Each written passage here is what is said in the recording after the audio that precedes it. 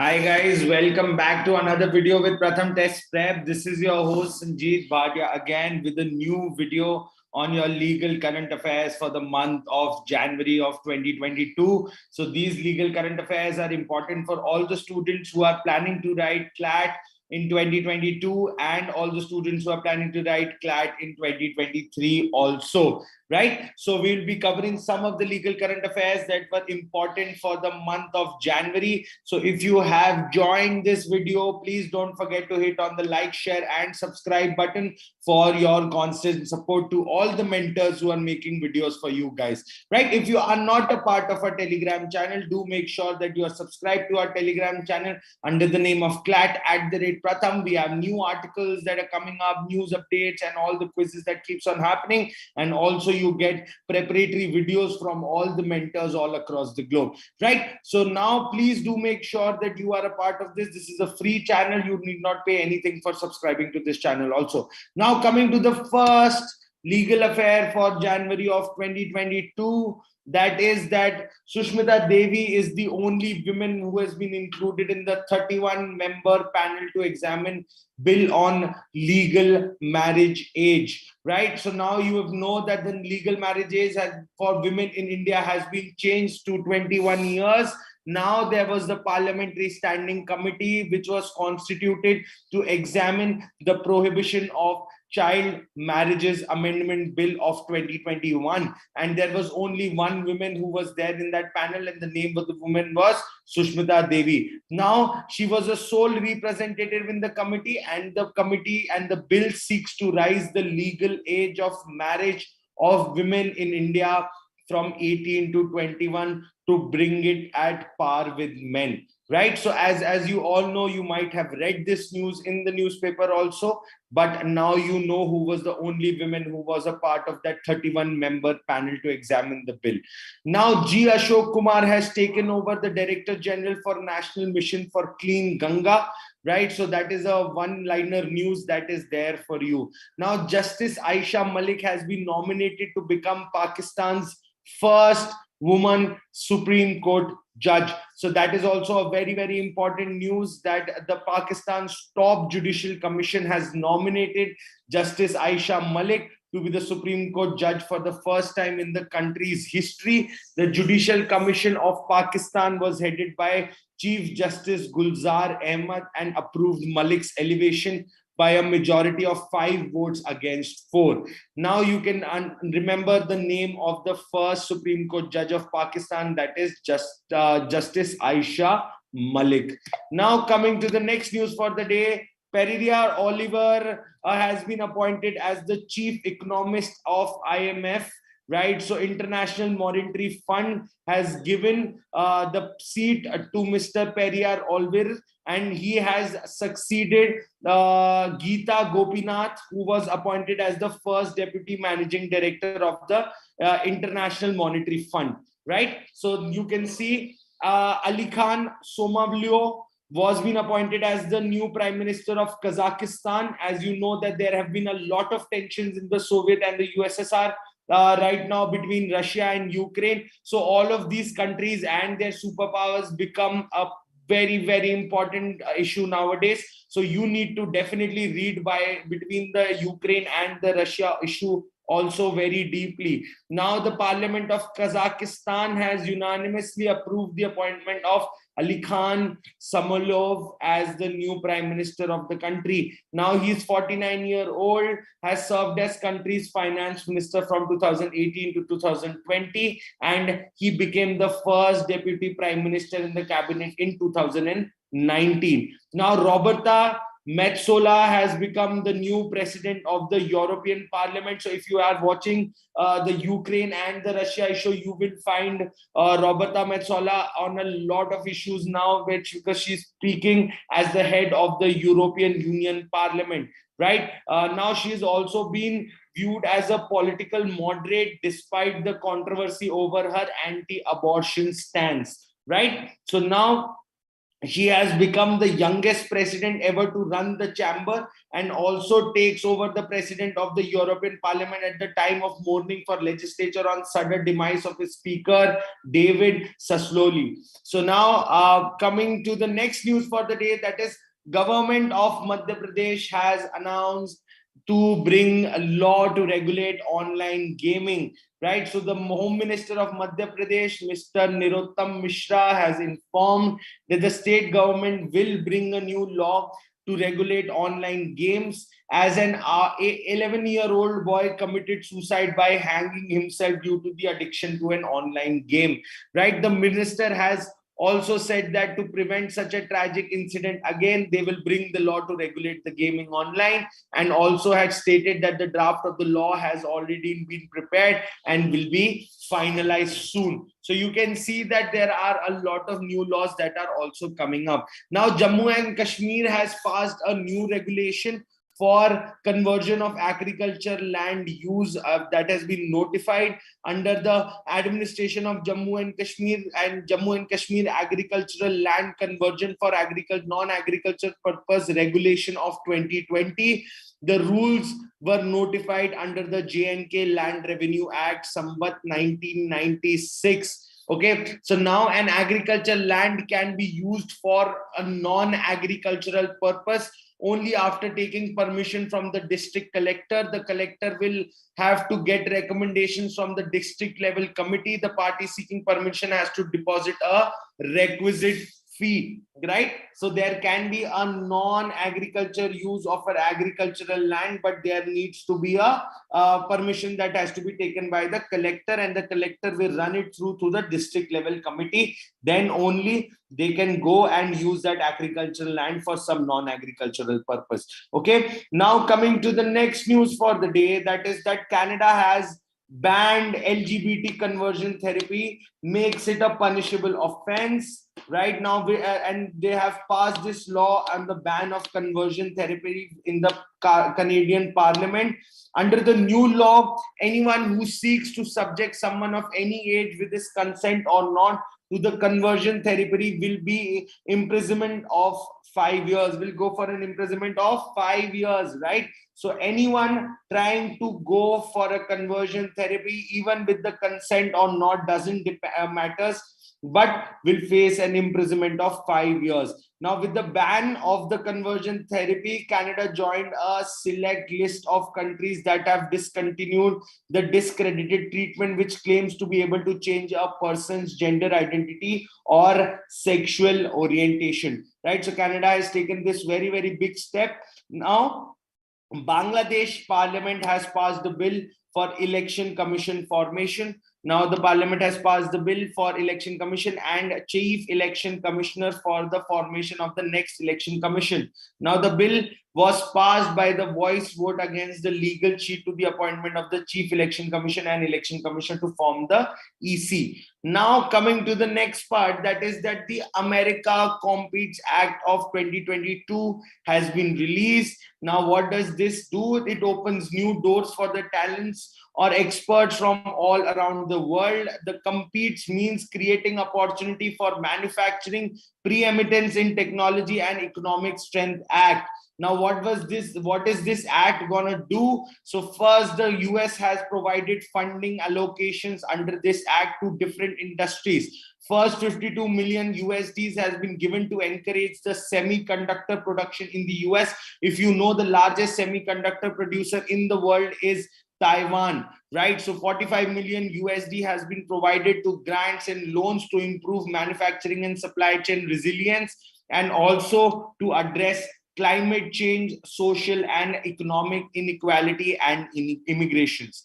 Now they also have created an exemption for STEM, that is science, technology, engineering, and mathematics experts. Now they have also created a new W classification. They are non-immigrant entrepreneurs. Now Kerala Ordinance has been put out to dilute the Lokayukta powers.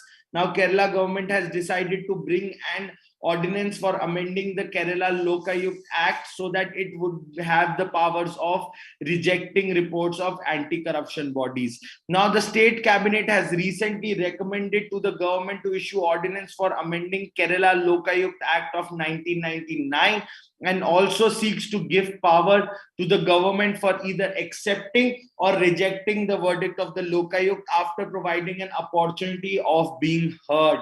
Now, what does the Lokayukta means? It is an Indian parliamentary ombudsman executing to powers for each of the state governments in India, and also is being brought through the effect of Lokayukta Act.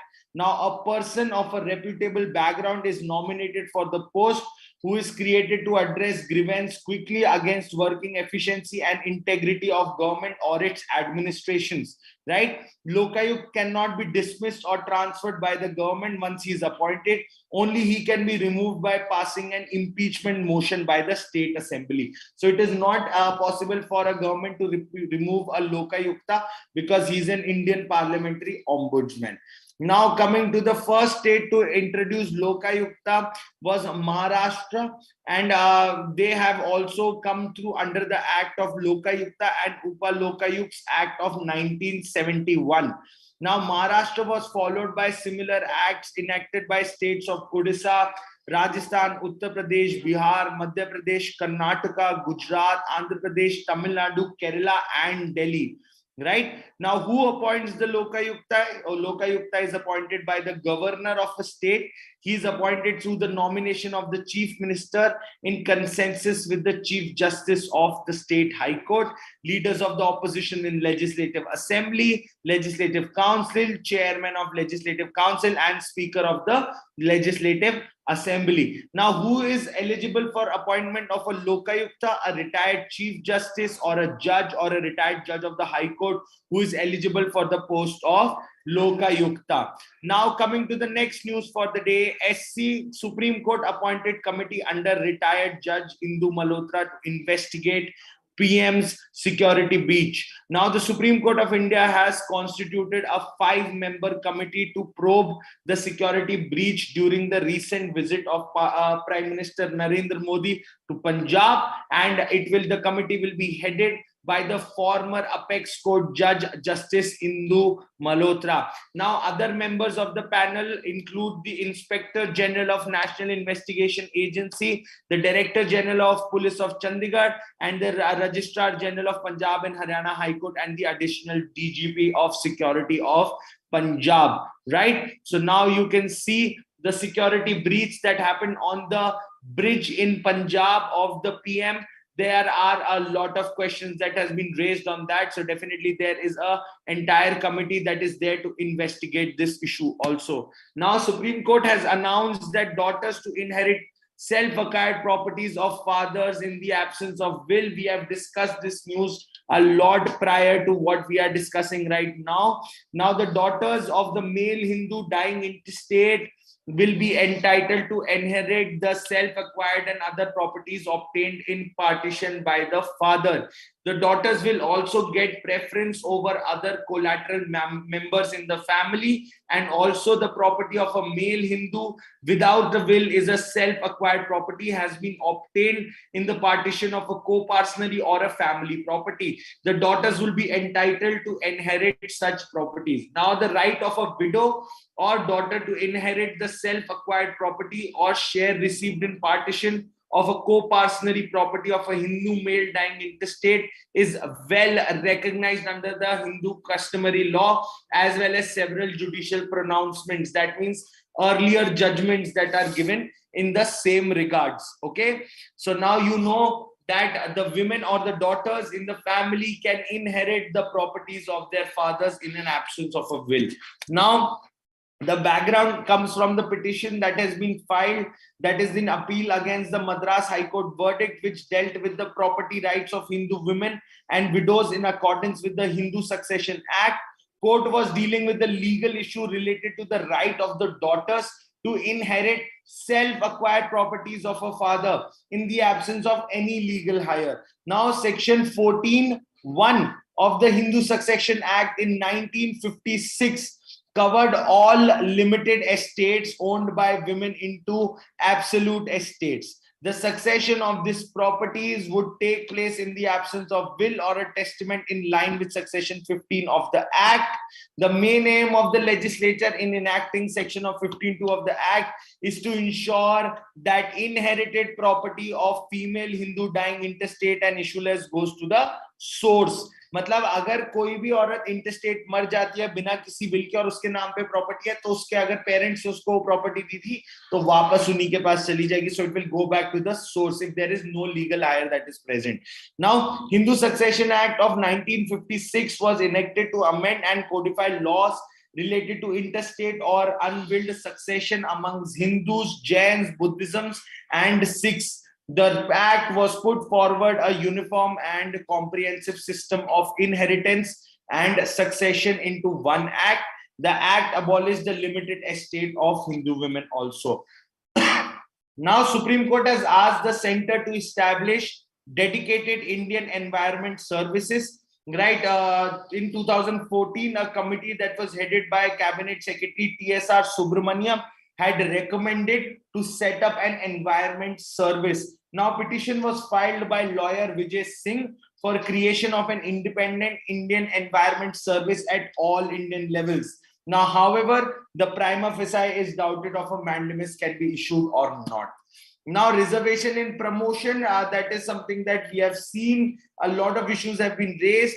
So, Supreme Court of India refused to lay down a yardstick to grant reservation and promotions in government jobs to SCs and ST category. There was a three-judge bench that was headed by Justice Nageshwar Rao. Now, as per the bench, states are obligated for collecting data on inadequacy of representations of SCs and STs. The courts also maintained that the collection of the information on inadequacy of representations of SCs and STs cannot be with reference to entire class or service, but it should be relatable to the category or grade of the post the promotion is sought to. Now, India has celebrated the 73rd Republic Day on 26th of January in 2022. Now, National Voters Day was observed on 25th of January. Himachal Pradesh has become the first LPG-enabled and smoke-free state in the country, right? So that is a very, very big step by Himachal Pradesh under the Ujjwal scheme that was given by the government to get rid of the smoke. As you know, it causes a lot of lung diseases in people who get in front of those wooden burns lit stoves. Now, coming to Odisha, Gram district declared child marriage free in 2022, right? So that is also a big thing. Kerala High Court became the first Indian court to be paperless court, right? So very, very big step that is being taken by the Kerala High Court in this regard. Now, coming to Hyderabad Declaration has been adopted for revolution in digital services. Hyderabad Declaration resolving to use tech to minimize human interaction for delivery of services at grassroots level was adopted by the center and Telangana government. The 24th conference on e-governance was held in the collaboration with the Ministry of Information Technology, Electronics, that is MIAT. Now, coming to the next is government of Andhra Pradesh increased retirement age to 62 years. As you know, because of COVID-19, there were a lot of problems that the governments were facing to pay these retirement provident funds to the people who are getting retired. So a lot of states have taken this decision to increase their retirement age by 1 or 2 years. Now, Lieutenant General Manoj Sinha has announced 15% quota for women in non-gazetted posts in Jammu and Kashmir Police. That is a big, big step that was taken by Lieutenant General Manoj Sinha. Now, France has taken over EU presidency for 6 months from January of 2022.